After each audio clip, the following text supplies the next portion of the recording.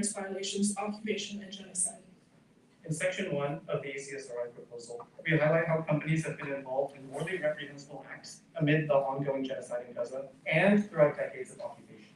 The extreme brutality that the Israeli government and military has been inflicting on Palestinians has persisted since 1948 and includes verified war crimes and human rights violations. We highlight how certain companies, including some that the UW has active relationships with, have provided weapons used in human rights violations, resources to the illegal occupation and apartheid, and reputation laundering for the enactors of human rights violations, making them directly complicit in morally reprehensible acts. Section 2 emphasizes why divestment corrects the UW's complicity in human rights violations and war crimes. Divestment is a condemnation of the morally reprehensible actions committed by these corporations. And by divesting, UW would contribute to social, political, and financial pressure on these companies in response to their complicity. Institutional support for divestment would help address the harm that has been caused to members of the UW community who have been targets of hate speech and racial stereotyping for their pro-Palestine beliefs, while UW has remained silent and thus complicit. Section 3 shows that investing in complicit companies contradicts the UW's mission to support the production of new knowledge by enabling the destruction of knowledge in Palestine. UW's passive support for scholasticide and the destruction of education infrastructure limits students' capacity for imaginative inquiry and appreciation of human diversity, including Palestinian contributions within our community. The university cannot fulfill its mission if its investments undermine Palestinian participation in academia. Section 4 of the proposal explains why shareholder engagement is not a viable alternative to divestment. Shareholder engagement is only effective when investors own a plurality of shares, which is untrue of any of UW's investments. Meanwhile, no shareholder activist group proposal for any Fortune 500 company succeeded in the 2023 fiscal year. Not only does divestment serve as a public act of condemnation, urging other institutions to follow suit, it does so in a more efficient and effective form than shareholder engagement. At UW, in the Sudan, thermal coal and fossil fuel divestment campaigns, attempted shareholder engagement was escalated to divestment, showing the ineffectiveness of shareholder activism in enacting change even in the UW's own view. In Section 5, we demonstrate that divestment would not impair the university's ability to carry out its educational mission by causing severe financial harm or creating deep divisions within the university community. In every historical divestment campaign at UW, there has been some level of opposition, as shown through the case study of the divestment campaign from South African apartheid. Our current proposal for divestment has the same level or less opposition than past divestment proposals, as shown by the evidence of petition signatures and ASUW, GPSS, and Faculty Senate resolutions. We demonstrate that significant financial harm has never occurred following divestments made on ethical grounds at UW. As after divestments from Sudan, thermal coal, and fossil fuels, UW's portfolios matched or exceeded its peers. And long term, UW has consistently exceeded the baseline. In Section 6, we outline broad and continued support for divestment over the past 12 years, since divestment for Palestine was first sought at UW. In the past year, these sentiments have culminated in resolutions supporting divestment passed with more than 60% of the vote in ASUW, GPSS, and Faculty Senate, a petition gaining almost 4,000 community signatures, the most of any divestment campaign at UW, and 50 RSO endorsements. Support includes students, faculty, staff, and community members from UW Bothell, Tacoma, Seattle, and the Medical Center. We emphasize that the presence of this unity in the community has never impeded divestment before, and doing so now would simply showcase the UW's disregard for Palestinians in the face of genocide and apartheid. Despite the assertion that UW has no investment in corporations on the initial divestment list students provided, we today want to re-emphasize the need for a negative screen to be implemented in order to exclude companies associated with problematic index funds from UW's investment portfolio.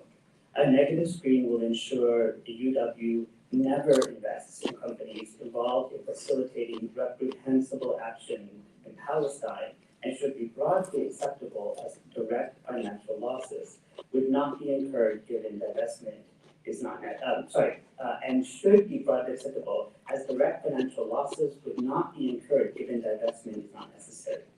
This strategy will guarantee the UW's investments continue to align with its mission and its community values. proposal submission, UINCO provided a list of UW's direct investments, and we have discovered that many are complicit in facilitating human rights violations in Palestine. We will be submitting a supplementary document showcasing how these companies are complicit and requesting UW's divestment from these companies based on a violation of UW's mission. Meanwhile, we continue to emphasize that many of UW's indirect investments through index funds are similarly facilitating human rights violations in Palestine and are continued targets for divestment. For instance, the head of the Israeli offices of Besmir Venture Partners, which UW holds shares in, publicly presented on how investors could help the IDF. Investments in these funds is direct complicity in human rights violations on the part of the UW and must not continue. The school year is out, but our campaign continues to receive unwavering support from both the UW community and the broader community. From undergraduates to administrative staff, across faculty, departments, on all 3 campuses, there is clear sanction and broad and continuing support for this proposed action. This support underscores the enduring impact and relevance of our mission, since our continued enthusiasm and involvement demonstrate that these initiatives resonate deeply with many cultural and political communities within King County and beyond. This effort highlights the growing number of people advocating for the university to divest from actions perpetuated by the Israeli government that are morally reprehensible. As we look forward to next school year, we will continue to build on this foundation and further garner support in our community partnerships. I can imagine that from your position as the Board of Regents, that you are all placed into a difficult position balancing the interests of your decisions. But I ask you all to place yourselves in our shoes for a moment. I'm a Palestinian. I was born in the US. I've only recently moved up to Seattle for law school. I'll do my best to try to describe how many Palestinians feel living in America and attend the University of Washington myself. From childhood until today, I grew up every year watching the news, seeing videos of people who look exactly like me, with their heads missing from their bodies after their homes were hit by a drone strike, or mothers shrieking for their sons and daughters to bathe again after being shot by the IDF for playing soccer at the beaches of Gaza. And these atrocities did not begin after October 7th. No, they began over 75 years ago, where thousands were massacred and displaced after the Nakba, including people in my family, and so on and so forth. In my lifetime alone, and I'm only 25 years old, tens of thousands of people who look exactly like me have been slaughtered, and even more have been permanently scarred physically and only emotionally if they're lucky. And yet, I am lucky enough to be that my biggest concern is my inability to do anything about it, rather than having to worry whether I would live to see another day like the people in Gaza. But part of that Palestinian identity is to persevere. It's what I learned from my ancestors, my family, my grandparents, and I will not let myself be helpless, and I will not let anyone else here be helpless. Palestinians and our allies across the globe have fought for decades to finally get the amount of support we see today. Even just a few years ago, proposing divestment to all of you may have been the end of my professional and academic career. But times have changed. Because of the work of my parents, and their parents, and their parents, and what they put in to give the next generation a chance to survive our identity. And now it's this generation's turn to ensure the survival of the Palestinian people. Divestment is one of the few ways we could actually make a tangible difference in the genocide of the Palestinian people living across the globe. It was just announced that the U.S. constructed pier meant to deliver aid will be decommissioned after only 20 days of operation. The U.S. government would like us to forget about the terror and atrocities faced by Palestinians and to ignore the crisis that U.S. is complicit in every day. But we will not forget, and we will not let you all forget. I know Palestine will be free in my lifetime, and so I ask that you all choose to be on the right side of history. Thank you. Thank you.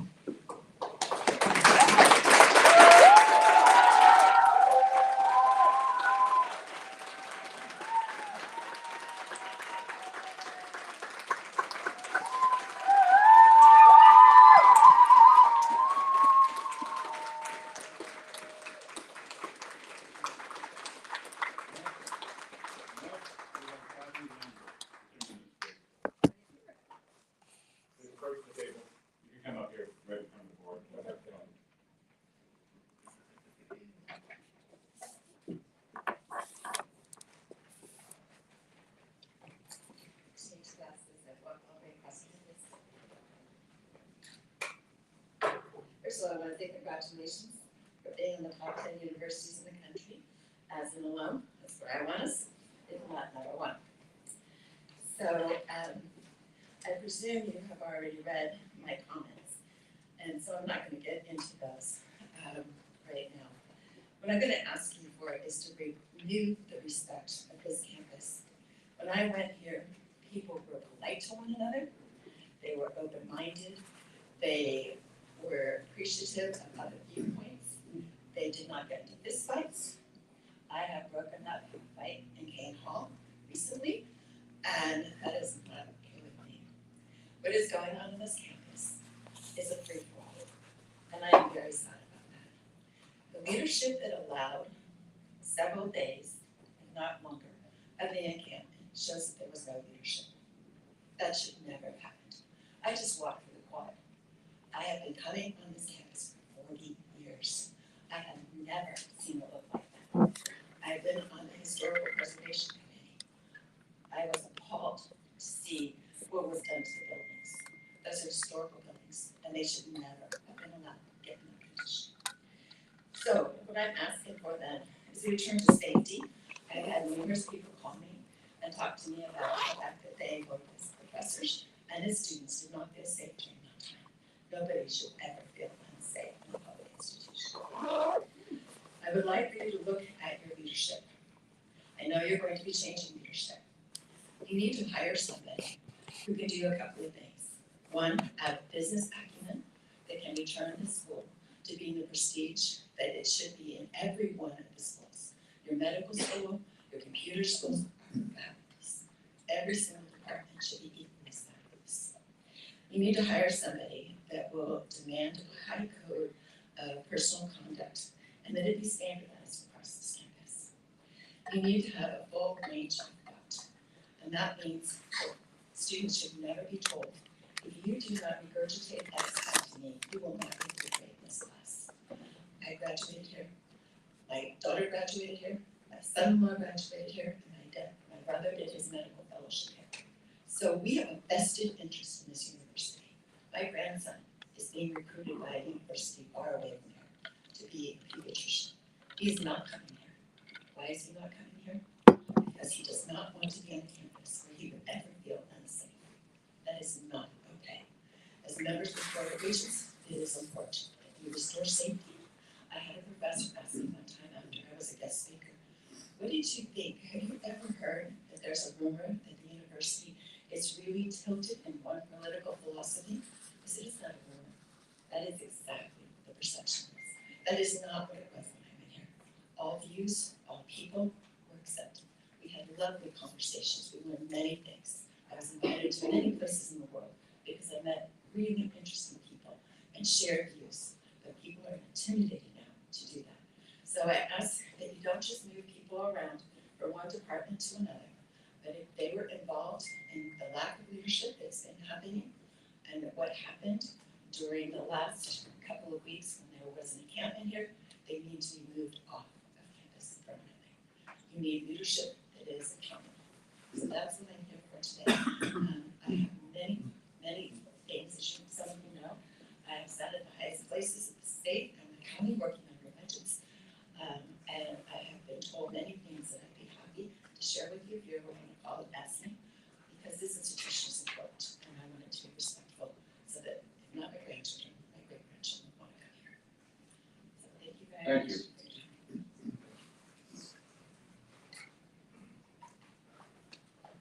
So next, we have two from the School of Nursing, Devin Woodley and Monica McLemore. Do you want to come together?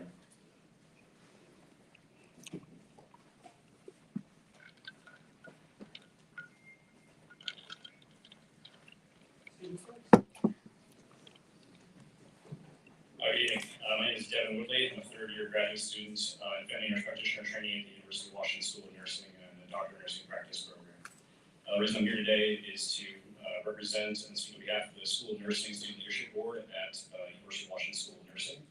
And really, just for context, the Student Leadership Board is the voice of nursing students at the University of Washington. We represent undergraduate and graduate students in the nursing programs. That's year 1 Bachelor of Science in Nursing, year 2 the accelerated programs, both cohorts, and then both DNP 1, DNB2, DNB3, and PhD students. The reason I'm here is regarding the recent and unanimous resolution that was passed on the 4th of July regarding the resolution opposing the executive dean of nursing selection and promoting Dr. Allison Lovell as executive dean of the School of Nursing. I should begin by saying that this resolution is not a repudiation of Dr. Hillary Thompson, who was selected. It's not an indictment of her long and much appreciated and impactful service to the School of Nursing. It's not a malignment of her brilliance as a scholar or her excellence as a mentor or educator or her skills as an administrative official. Really, however, this resolution is definitely an indictment of what we perceive to be seemingly performative shared governance and a failure to employ the process outlined in University of Washington Presidential Order Executive 20 in ways that, one, ensure representative and knowledgeable students are involved in the process, render transparency about the steps, methods, deadlines, and data related to the process, provide accessibility to comprehensive student engagement, and enable representative students to critically appraise all data and make informed recommendations. This resolution does acknowledge a letter of dissent from the leadership representatives of the staff and faculty councils at nursing, and we endorse its aim. Further, this resolution does unequivocally support Dr. Allison Lovell as the executive dean of the School of Nursing. So options forward as far as recommendations goes, good would be making explicit changes to the language in Executive Order 20 that preclude the grievances I described from ever occurring again. Better would be to extend the interim deanship of Dr. Allison Lovell through the completion of the School of Nursing strategic planning process. And best would be reversing the decision that seems to have been made and to grant Dr. Allison Lovell the executive deanship of the School of Nursing. Thank you. Professor McLemore. Good evening, everyone, and I thank the students who previously spoken before me and the students who are here in the back. My name is Dr. Monica Rose McLemore. I use she and her pronouns, and I believe my reputation precedes me. I have come before you to express my deep gratitude for the leadership of Dr. Allison Lovell as our interim dean in the School of Nursing, and to provide you some advice that you can, of course, choose to ignore. And please note that it's given with the purest of intents to inform and to educate. Nursing, public health, healthcare, and our society are at a watershed moment that requires courage. Leadership matters. I will not recount the contents of the letters that I know that you've received from students and staff and faculty because I think they speak for themselves. I signed on to express my frustration with the entire process of the search for the permanent dean of the School of Nursing. As someone who was nominated to apply, who took time out of my schedule to talk with both the search firm and the search committee, and who had a vested interest in the outcome, yet no interest in the position. I am not accustomed to having my emails go unresponded to when I routinely converse with the White House. So let me be very clear. Fail this search and try again. We deserve better, and you will not be able to recruit or retain future faculty with this selection. I do not disparage Dr. Thompson, but I really want to see how brave you're going to be. Thank you. Thank you.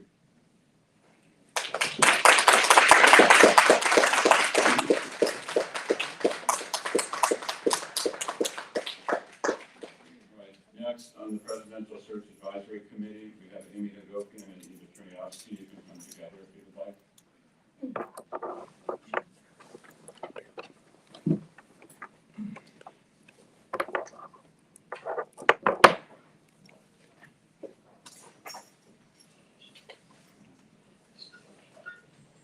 Hello, everybody. Thank you for having us. I'm Amy Hagopian, Professor Emeritus in the School of Public Health here at UW. I've been on this campus since 1972 when I came as an undergraduate, so more than 50 years.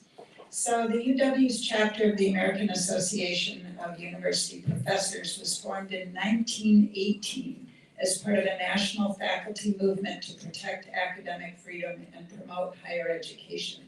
I've been secretary of our UW chapter for 15 years. When we were founded, fewer than 20% of presidential searches involved faculty. But as shared governance grew across the country, so did this important feature of presidential search committees. The Carnegie Foundation for the Advancement of Teaching reports that faculty representation in presidential searches has been the national norm since the 1980s. Since then, robust faculty involvement has been an important indicator of a legitimate search. AAUP's National Governance Committee has issued guidelines on executive searches in colleges and universities. I hope your SPNA executive search firm has explored these documents. As AAUP has written, the professional recruiter can help streamline the process, but members of the faculty must insist on the inclusiveness of the endeavor, even at the expense of efficiency, in order to ensure a salutary outcome.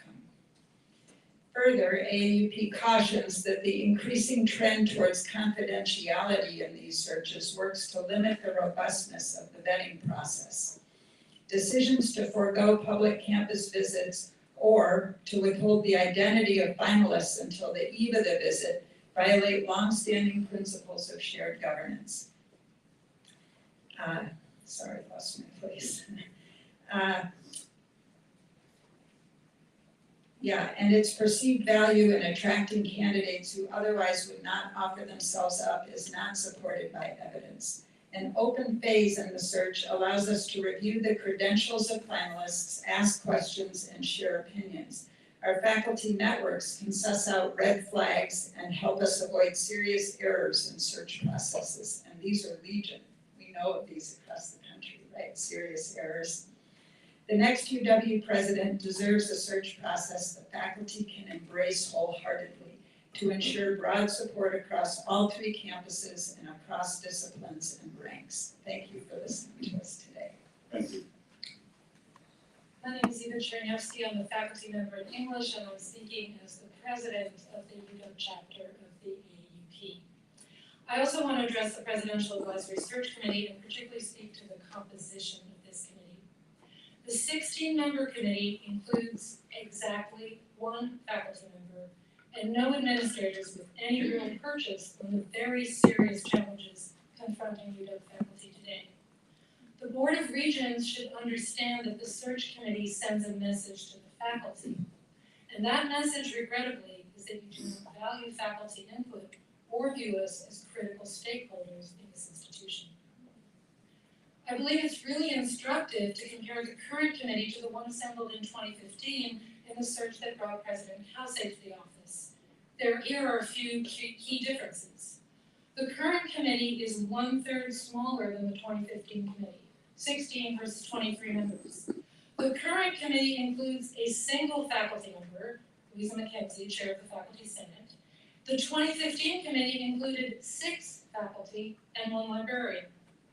The 2015 committee also included 2 administrators, the deans of the College of Engineering and College of the Environment, with direct knowledge of issues related to the teaching and research mission of this university. None of the administrative members of the current committee have any proximity to the conduct of research or the delivery of instruction. Finally, I would note that almost 1/3 of the current committee, 5 of 16 members, are themselves members of this body, UW Regents. In 2015, that ratio was 4 of 23. Those Regent members of the current committee would appear to have an outsized presence. We do understand that the search committee plans to hold listening sessions, but what the committee will take away from those sessions, what issues will strike them as especially salient or urgent, obviously depends on who's sitting around the table when the listening sessions are being debriefed. There is little reason to believe that the issues we face every day, serious issues, as teachers, mentors, researchers, and clinicians, are likely to be reflected in this committee's criteria for selecting the UW's next leader. UW-AAUP believes the search committee should be significantly enlarged and made substantially more representative of key constituencies. Thank you. Thank you. Next, we have Maria Marcanua, Unit Medical Center Working Group.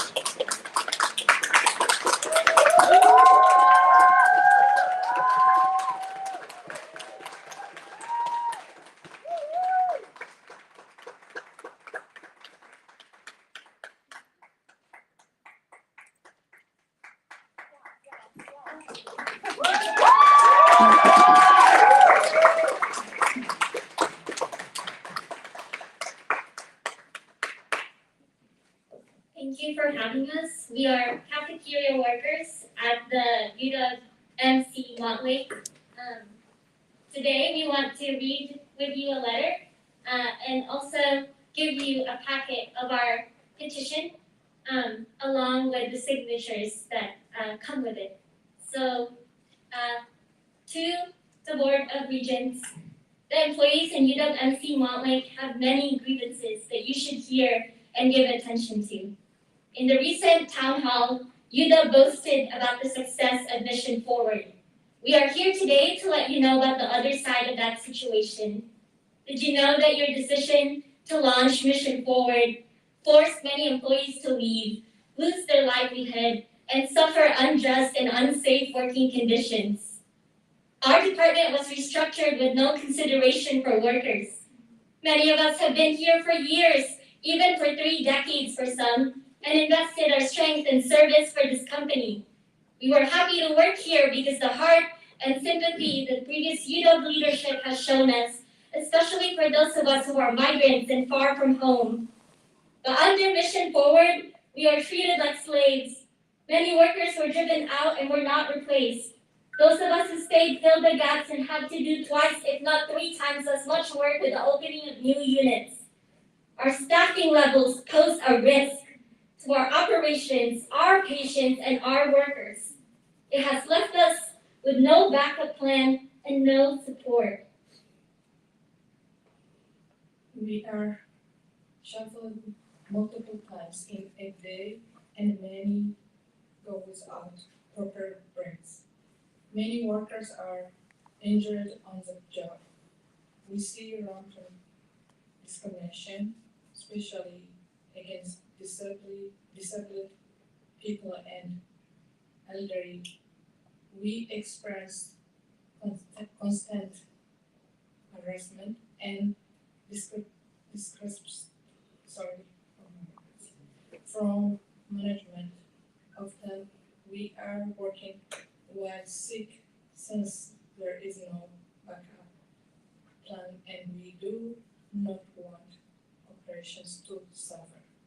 We are stressed, burned out, and stripped of our dignity, all for extremely low wages that are no longer enough to sustain the needs of our families.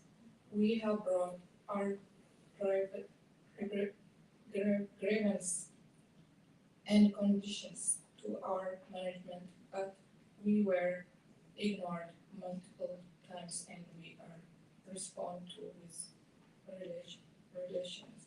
Thank you. Sorry. Thank you. All of the billions you have served the benefits from Mission Forward, we workers paid innocent sweat, thirst, and the splash cost of those who lost their jobs. The changes you made did not consider our lives and livelihoods. This is what your Mission Forward did to us, workers. We stayed and fought the brunt of the big pandemic of Mission Forward's and economic crisis for our patients. For us workers, the patients remain our priority. What your leadership show us, however, is your priority is not the patient but your profit. You work for the well-being of the patient, not for the hospital profits. UW Medicine cannot claim to put patients first when it puts workers last. We are the people who run the hospital and make patient care possible. When our working conditions are unsafe and undignified, it puts patients at risk. And to have healthy patients, we need healthy workers. And so we urge you, the Board of Regents, and other members of the board to reconsider and repeal Mission Forward. Again, what you have before you is a petition developed by our entire department that comprehensively outlines the situation and analysis the impacts and our proposed solutions. And we will remain steadfast until our demands are met and our workplace actually treats us with dignity and provides us compensation for all of the labor that we have dedicated time away from our families. And so, to reiterate what our demands are, we want to hire we want safe and sufficient staffing with proper pay commensurate to the workload. We want to conduct a department-wide pay audit in the Food and Nutrition Services Department.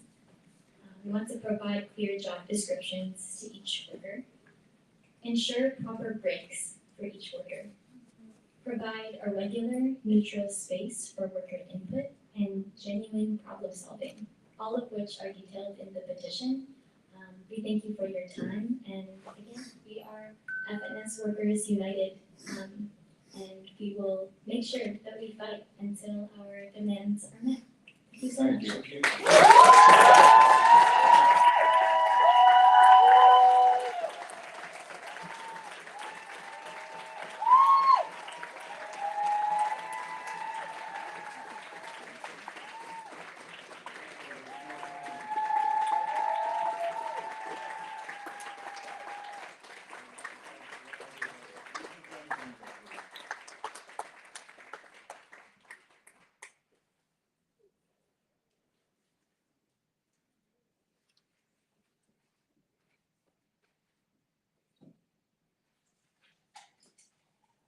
Good evening.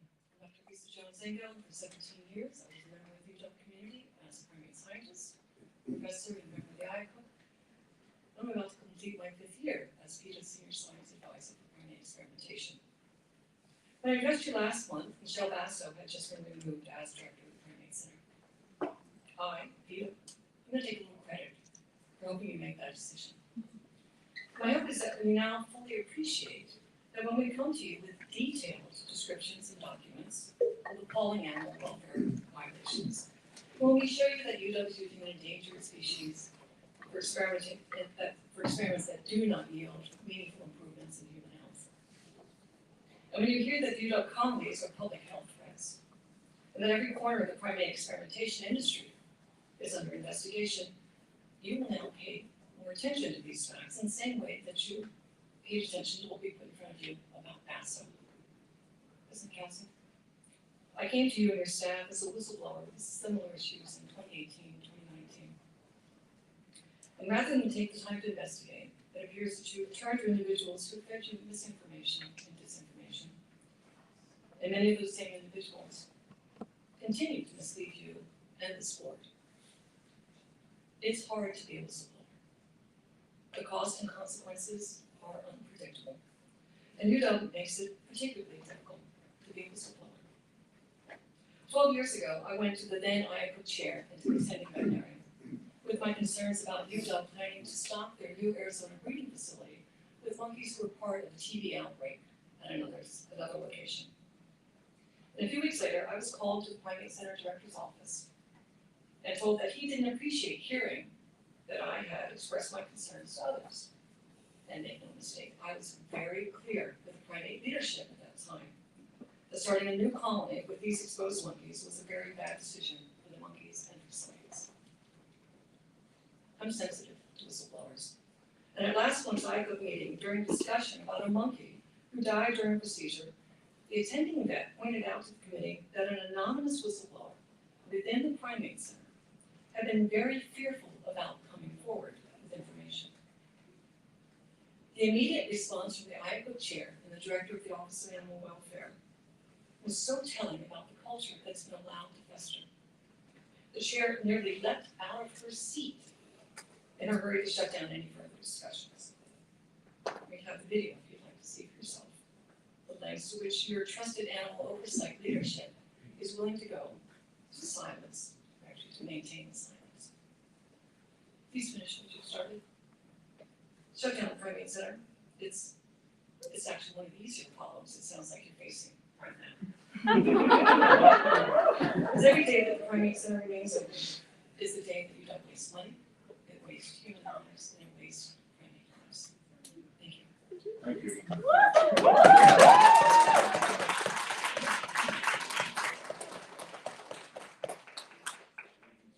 concludes public comment. Thank you. I'd like to thank today's commenters for joining today's meeting and expressing your views to the board.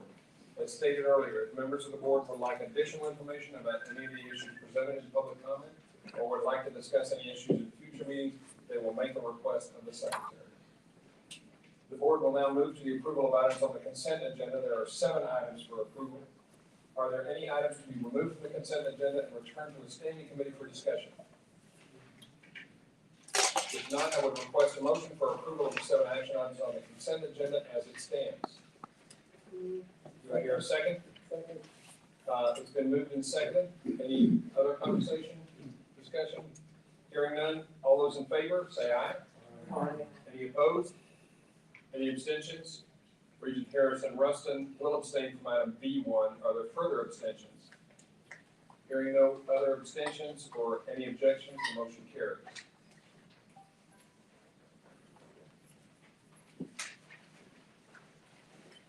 I ask Dr. Dillon, I believe, is the next item to give his report.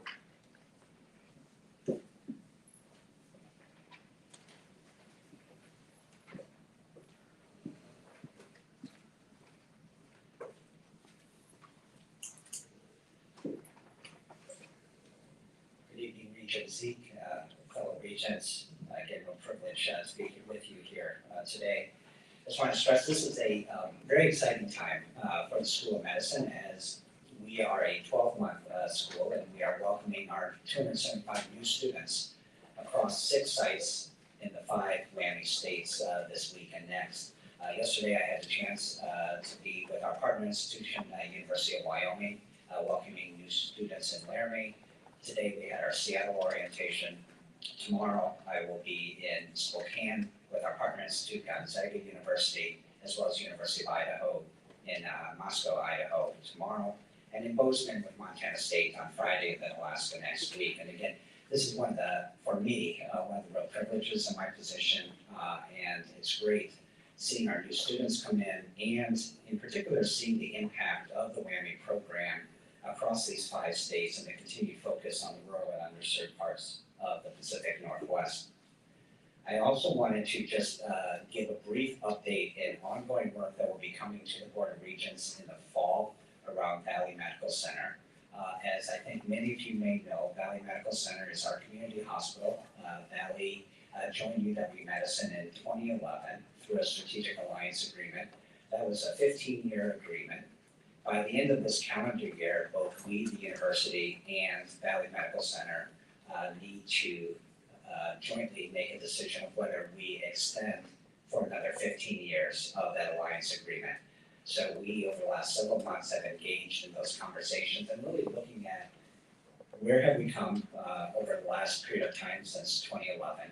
Where are those opportunities, particularly from better clinical integration, business efficiencies, opportunities around shared services.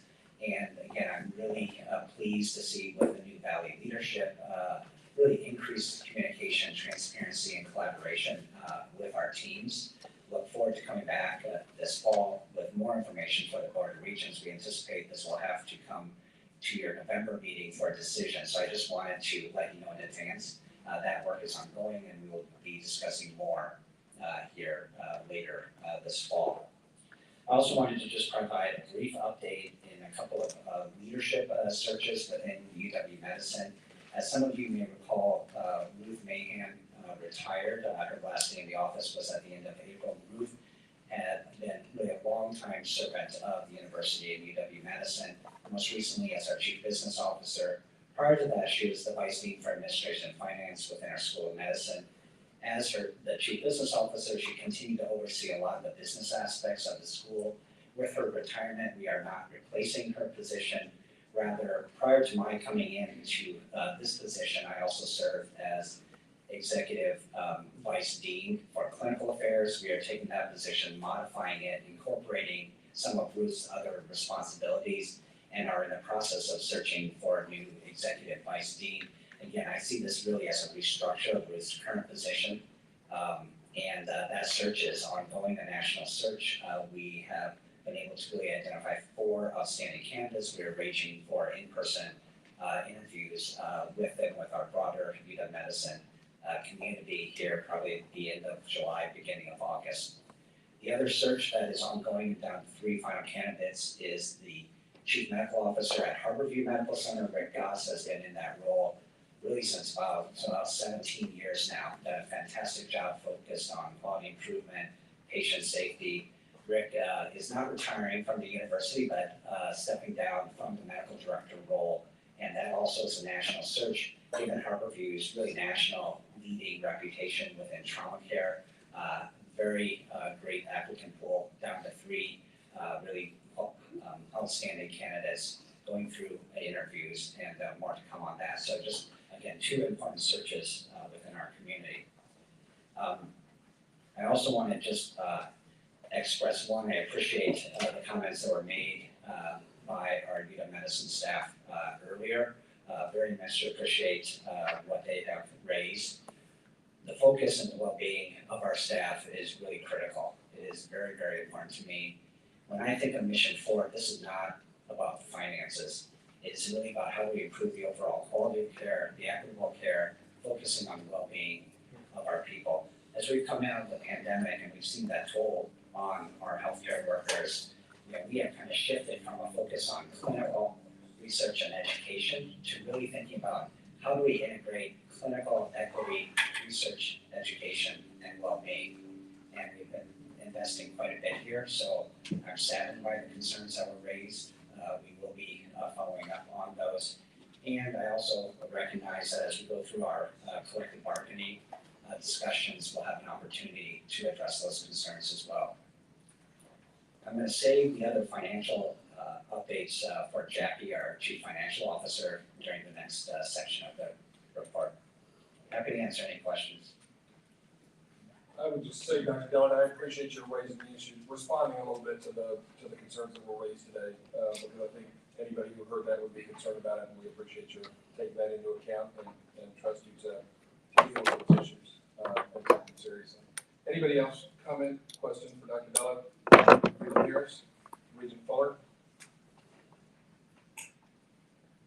Yeah, go ahead, please. I'm sorry, I was just looking to see if anybody else. I also appreciate you commenting. These are very moving testimonials about workforce. And I know that one of your pillars is that you want to make UW Medicine a good place to work. So appreciate you corroborating that with your response. But I did want to take the time, I know there's been some mention of Mission Forward, but this was a daunting set of goals when they were first presented to us. And frankly, when they were first presented to us, it seemed a bit optimistic. But I think I would be remiss if I did not congratulate you at this stage for the strong and steady progress in your work streams. This report shows that UW Medicine is exceeding the 3-year predictions, or 3-year, what is it, benefit realization. Yeah, the midpoint. Yeah, we passed the midpoint earlier, which is good. And I think that you mentioned even Huron was impressed with the progress, but I appreciate the fact that you've highlighted this progress and also willing to listen to concerns of the people that work for UW Medicine. I'll follow up with Regents because I think. Yes, please, Professor Harris. My question, and I think the best thing for me to do is, I'm crafting an email right now of data questions that I have for you and changes to address some of the concerns that we just raised. What have the changes that I think you don't have to tell us now, when you see an email from me, but how have the staffing levels changed, the number of work hours, things like that? What are the numbers of grievances that you've received and how they've been addressed? Again, I'll compile that list and send it to you. Okay. Has that information. Yeah, no, appreciate that. Again, I just want to remind people of the context of healthcare coming out of the pandemic, where 85% of our hospitals in the state are losing money. And as we have made that argument with the legislature, we have a very unique role within our region, serving the most vulnerable. In order to continue to do that, in order to address healthcare inequities, in order to provide the highest quality, most equitable care and serve the most vulnerable within our region, we have to figure out a financial sustainable model. We've been very appreciative of the support from the legislature, very supportive of the support from FEMA in response to the pandemic. But ultimately, all healthcare is facing a challenge right now, and we have to figure out how we change the way we deliver care in a more efficient, again, patient-centered way. And we have to continue to support our workers who struggled mightily during the pandemic. But ultimately, healthcare as it was pre-pandemic simply isn't able to survive. And if we don't survive, we're not going to be able to serve those who depend on us. I think you definitely understand that concern. I just want to make sure, and I've said this and asked a lot of questions over the last years, making sure that our staff, from our doctors to nurses to the most vulnerable staff, right, are protected in this process. So I appreciate your attention to that. Thank you, Commissioner Harris. Look forward to that data. Anybody else? Thank you, Dr. Dillon. Thank you. Next, I think we have Sarah Norris Hall, Jackie Cave, and Luke Morello coming forward for 3 board items versus the regular budget, finance, and capital report. This is for information only. Good to see you all.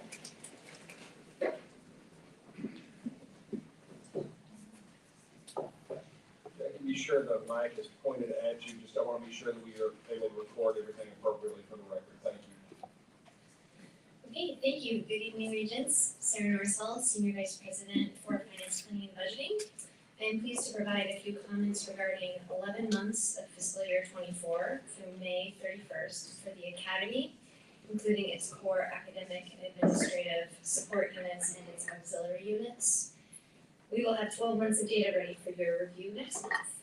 For our core academic operations on all 3 campuses, trends remain consistent 11 months into the year, where revenues and expenses are outpacing budget, but positive to budget revenue for the core academy on all 3 campuses rolled up by campus contribute to positive margins. So we're feeling good about the core academic operations on all 3 campuses. There are areas, of course, where we're monitoring, and we are working with those units where we have concerns. As noted in March, when we last presented these dashboards to you, and again mentioned in May during budget presentations, the trends are different for the auxiliary portfolio, and I'll be focusing on the Seattle campus specifically. We discussed the challenges of reporting out our new data structures in these reports and comparing those new data structures to results from the prior year. So as a reminder, we run parallel analyses to catch possible anomalies during this fiscal year and to monitor trends. In total, for the Seattle campus, again, the auxiliary units, revenues are now trending flat compared to the prior year to date at this point, and expenses are 9% higher than prior year to date, which is a slight improvement since we last presented these data to you when we were running about 12% higher than the prior year. The driving forces behind the auxiliary performance, again, rolled up to Seattle campus, are related to higher than budgeted and higher than prior year operating expenditures.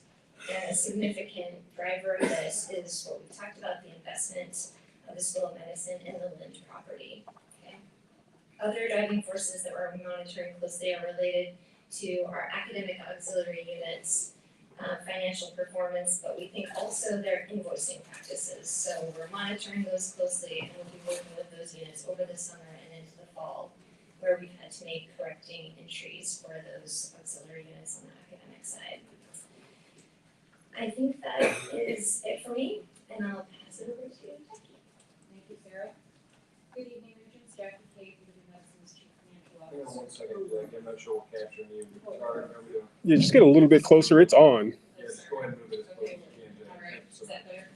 We better, That works. Okay, thank you very much. Thank you, sir. Jackie Cave, Medicine's Chief Financial Officer.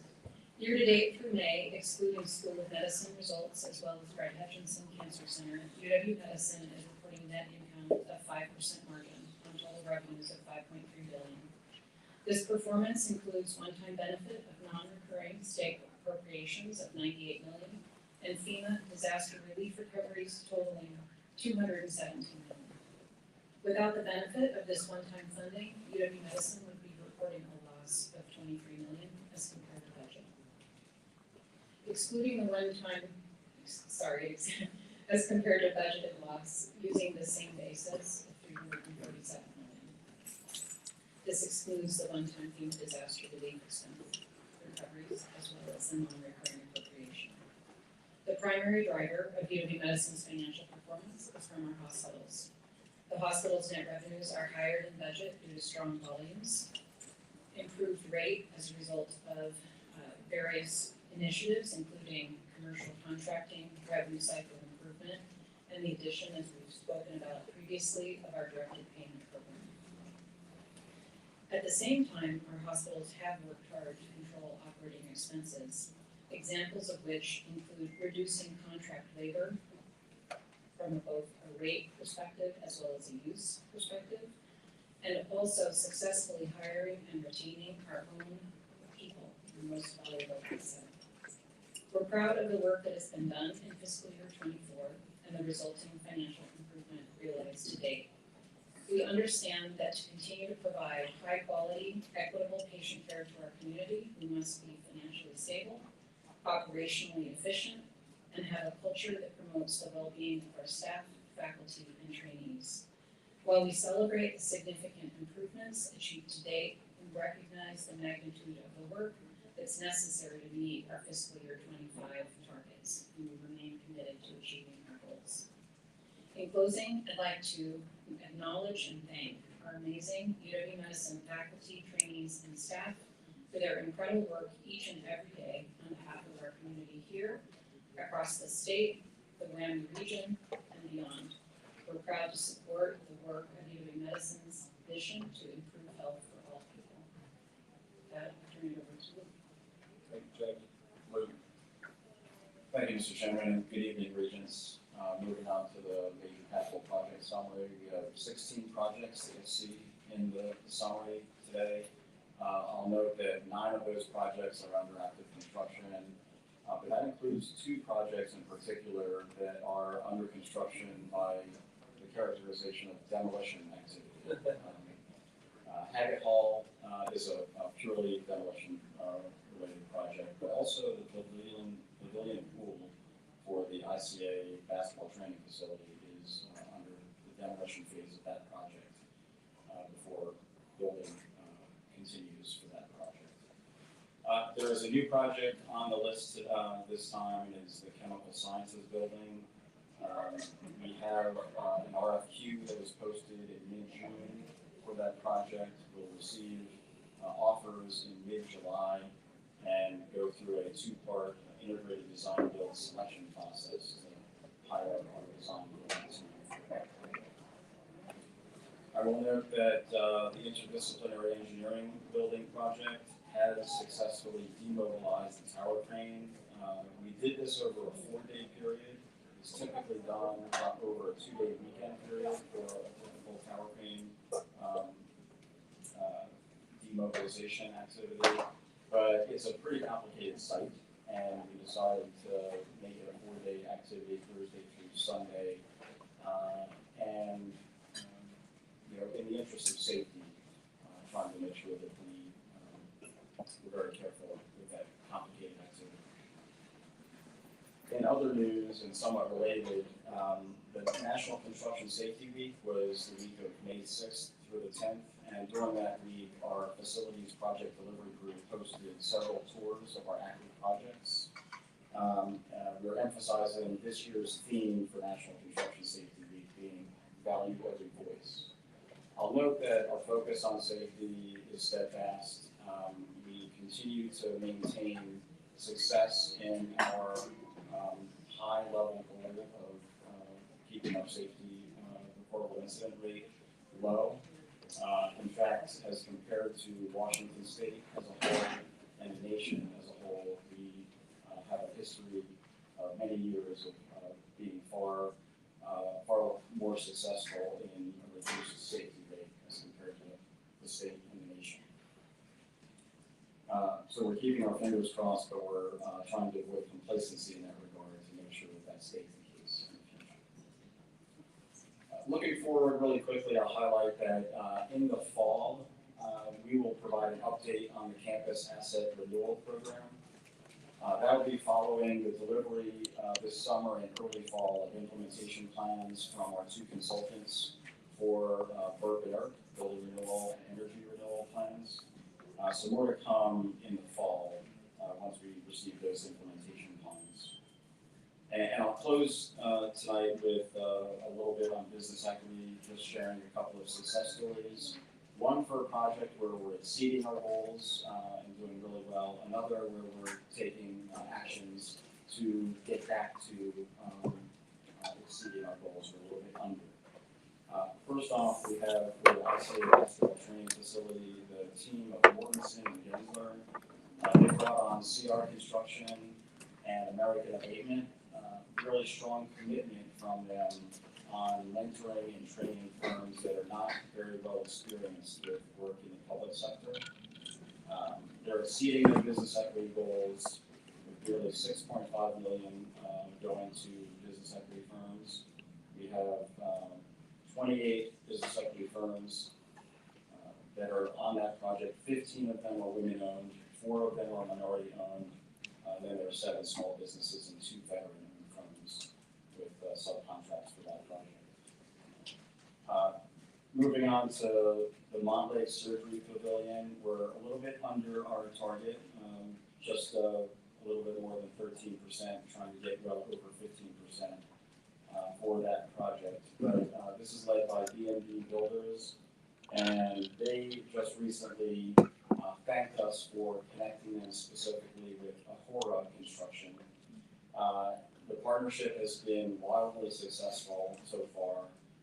Ahura Construction has been pre-qualified for future work with them, and we're going to continue trying to manage this network of firms that we know are trying to get work and coordinating with big primes to connect and give them the opportunity to create more opportunity for equity firms in the future. And subject to your questions, that concludes the brief for tonight. Any questions or comments? I see Regent Rice reaching for the microphone. Do you have a comment or a question? Well, a very quick comment. Thank you, Luke, for that outstanding report, and thank you for having one area that exceeded. I know from broader community how appreciative they are to the University of Washington, getting money out to small businesses, and especially in the area of engineering and architecture. And please commend your staff for the outreach they've done over this last year. Thank you, Regent Fuller. Thank you. I have a question for Jackie and for Sarah. Let me start with Jackie. Wanted to bring up something that came up during the advisory board meeting. First of all, congratulations, even without taking into consideration FEMA monies, we're still ahead of budget. That wasn't always the case last year. And speaking of FEMA, I joked during the meeting that I'm going to be holding a goodbye party for FEMA soon, and so you did address that. If you could inform the board as to when we're going to see both the last receipt of the money and then also with the cash component of it. When are we going to see the last report of FEMA? Thank you, Regent Fuller, for the question. So from a FEMA perspective, we believe by the end of fiscal year 24, we will have recognized all FEMA funds from an income statement perspective. We do expect that some of what we've recognized in the income statement in fiscal year 24, because it has been obligated, will actually be received from a cash perspective in fiscal year 25. So we are grateful for the FEMA funding that we've received. It has supported but I always pay attention to the fact that we only received the FEMA funding because we actually provided the care, incurred the expenses, and it's a reimbursement. So we're grateful to have it, and we worked hard to get it, but we deserve it. But we will only have cash in fiscal year 25. Thanks for that reminder. And Sarah, you were very forthright with us during this fiscal year that we would continue to see variances to budget as a result of the workday transition. So can you project ahead as to what FY25 will look like, and is that prediction? Well, I suppose July 1 is over, right? So it sure is. We're still knee deep in, chin deep in closing out fiscal year 24. We're not there yet. Yeah, we're not there yet. And it will be a long road to close fiscal year 24, and more on that in the coming months. And with respect to your question about fiscal year 25 and forecasting data accuracy, I think that we're getting better all the time. I also think that we have some significant work to do with the foundation data model to ensure that there's consistency across the university academic units and auxiliary units with regard to how they're using the FDM. Because it's very challenging for us, you know, to answer those specific targeted questions about certain units right now, right? At the rolled-up level, you know, we can give you a pretty good sense of our performance, and we're running parallel analyses, as I continue to know. But when we start to drill down into the specific units, we have to ask a lot of questions to figure out what we're looking at. Is it a data conversion error? Is it an invoicing issue? You know, what's going on? So we have some significant work ahead of us still at the very granular levels of the university, making sure that there's understanding how to use the FDM, that we're enforcing consistency with utilization of it, and that when we're able to give you detailed reports that we feel confident in. So there's still a lot of work ahead of us. So we will continue to see through FY 25 the footnote variances to budget due to the workday transition. And just riffing off of some of the workday challenges, could you give us an update on status on the grant processing? Sure, I'd love to do that. Yes, we're backlog for new awards for award modifications is resolved. We feel comfortable with where we are at now. We will not have the quick turnaround time that we had prior to cutover for some time, if ever, and I'm comfortable with that. I think it's almost unreasonable to expect that we'd have a 24-hour turnaround in some of these requests moving forward without completely changing our staffing model. And we've done a lot of peer comparisons to assess, well, you know, would that be anomalous? And we don't think it would be to have a 2 or 3 day turnaround time. The report out on those grants, once we've exhausted the funds, we're getting closer. We're inching toward our goal, and we think that by the end of the summer we'll be there. The final closeout, we still have some work to do there. So we're still surge staffing folks over to address the final closeout and reporting requirements for those grants. And we're making progress. It's not easy. That staff is very taxed, very tired. So we're managing the need to make progress with the desire to make sure that we're good to those folks who have been good to us. I commend you for that. I know you've been under the microscope in those efforts, but the hardest part of all this, and it's gotten the most scrutiny. So good luck with the remaining work. Okay, let's move to the next items. Thank you. I'd like to ask Pat Shunn and Aaron O'Connell to come forward.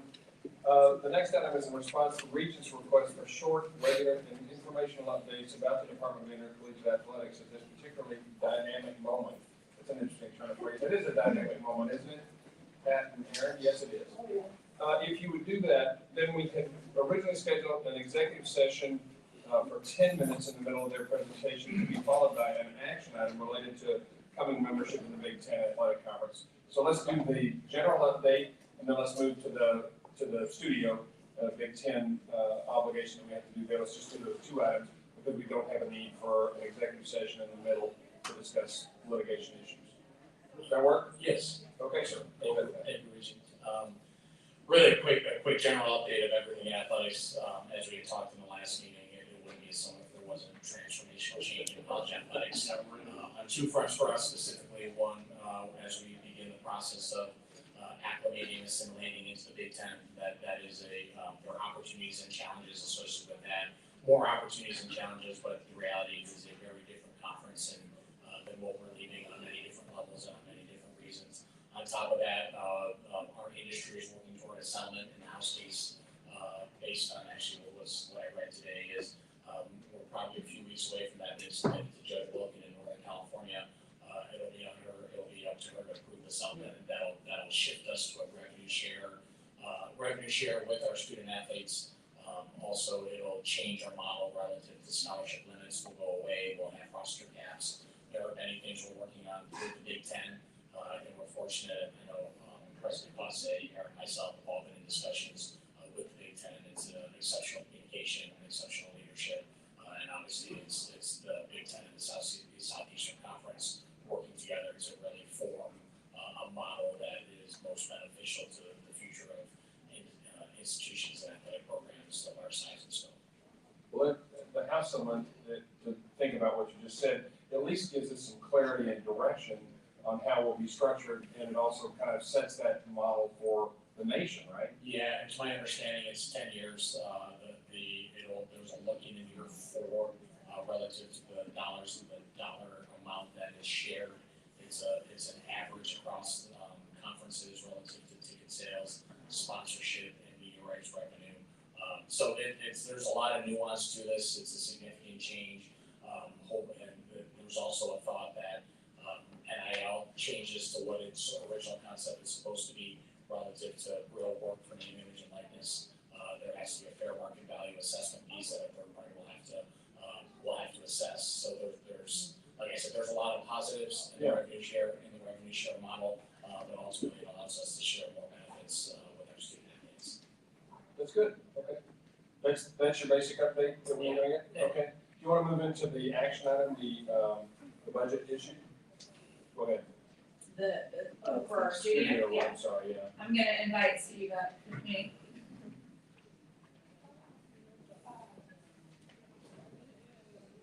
Nice to meet you. Glad to see you. Good evening, Regents.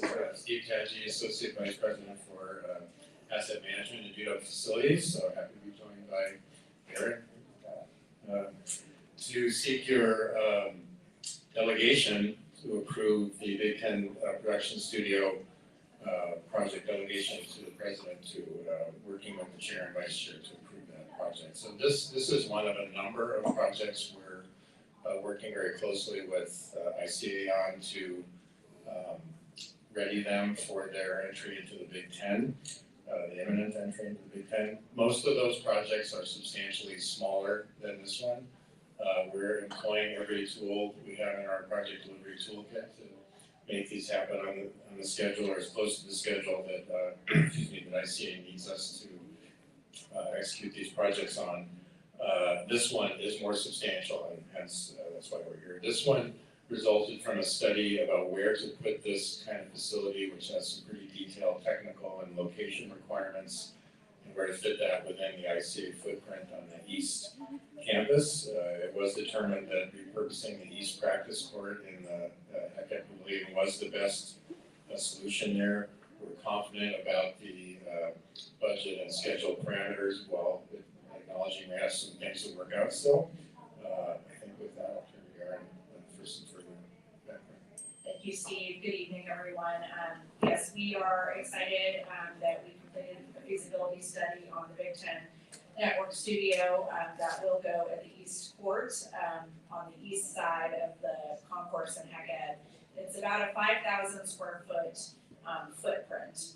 And just to describe a little bit of what it will look like, it will be 2 stories, kind of a box within a box.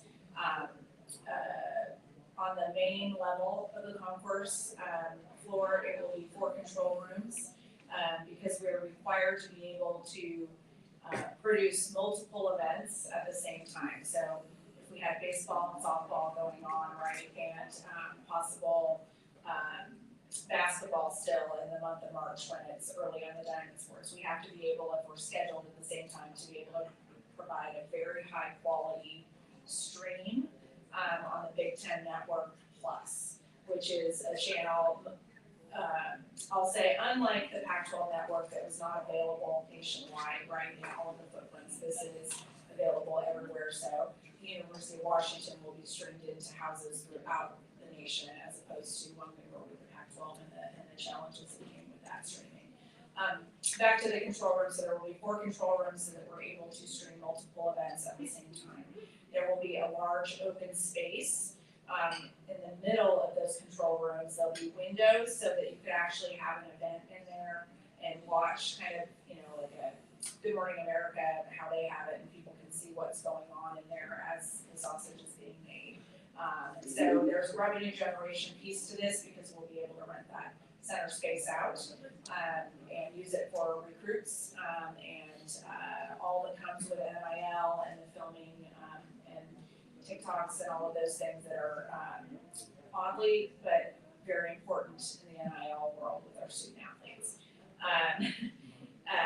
So right now, we have two very modest control rooms that are not up to speed as to what we would need to be able to produce this content to send back to Chicago, to the Big Ten Network headquarters, to be able to then put it out to the rest of the nation. So that is why this is a critically important addition to our infrastructure. Last July, as everybody here knows, the Pac-12 was rapidly disintegrating. When we built our budget in the spring, we did not know that we were going to be building a Big Ten Network studio, and how expensive that was going to be, and frankly a requirement of when we signed on with. So with the help of Steve's Focus and Capital Projects, we embarked on the feasibility study. It came out to $18 million, which includes $6 million in FF&E, as I would say, so all of the equipment that needs to go into those four control rooms, whether they're video cameras or sound, etc. So the bricks and mortar piece of this is a little bit under $12 million, and we are incredibly grateful to President Cauce and Provost Patricia's decision to make this a university asset and fund the bricks and mortar piece of this. Athletics is funding the $6 million in FF&E from our operations budget that you approved the last time we worked together. Just to emphasize, we will be using it as a university asset. As you know, filming in various, when we were talking about talks or short videos, etc., is more and more the way in which universities are communicating, and we are going to be using this for more than athletics. And we will be, 60 to 80 appearances on the Big Ten Network, linear, and then everything else is going to be on another carrier or on the Big Ten Network Plus. So a lot of activity will be going on. Let's see, what are my other main points here? Another piece that goes with our campus, with the campus commitment here, is the merge of UW Video into ICA, and we have an operational committee set up right now, working with Randy Hodgins on how we actually do that on paper and the budgets and whatnot. So we are actively working on that as we move forward. I'm happy to take questions on this. Regents Tamaki. Yeah, quick question. During the interim year of construction, what is the plan? Yeah, we have a temporary control room that has been set up. The Big Ten Network has employed 2 staff members who, one lives now in Seattle to be working with us on this, and they have been here setting up that control room along with our UW, ICA, IT, and our facility staff. And so it's been since basically last fall we embarked on the temporary, so that we would be able to have the permanent place. Regent Rice. Great to hear the. Yeah. Great to hear the cooperation and expansion beyond just the brick and mortar. One question related to how the communications department, as an example, we'll be working with this, and where's the talent coming from? Can we produce our own talent, or is it a Big Ten group that will be the on-air talent for all the teams? Great question. A couple components to this. First, I want to hit on the student piece of this, right? So the Big Ten has a program called Student U, where we hire students from the University of Washington to come in and work on these productions, right? And this is a critical and really exciting thing for the university, because we don't have that, right, as an academic major right now. And so we've already hired, I think, 25 students, and that's it's an ongoing process, right? And so we're getting ready for the fall, which I think it's like August 9th, it'll be our first soccer broadcast type of thing. And so we are off to the races with that on the student end of things, which is really, really exciting. And then, the benefits really abound for that, and because these students will be, working in a real control room. And so the opportunity then for their career expansion once they're done here as part of our program is significant. And then you said on-air talent, largely that's assigned out from the Big Ten Network. There are several Pac-12 folks, though, that have been hired because they know the 4 schools, right, from the Pac-12. And so I feel like we're gonna be really well taken care of in how we are talked about in our broadcasts and whatnot. So it's an exciting time. No, that student lab it's intensive. It is that student youth piece for the Big Ten Network has been something that's been going on for a decade. It is a key part of their infrastructure, and it's a win-win for everybody that's part of the Big Ten.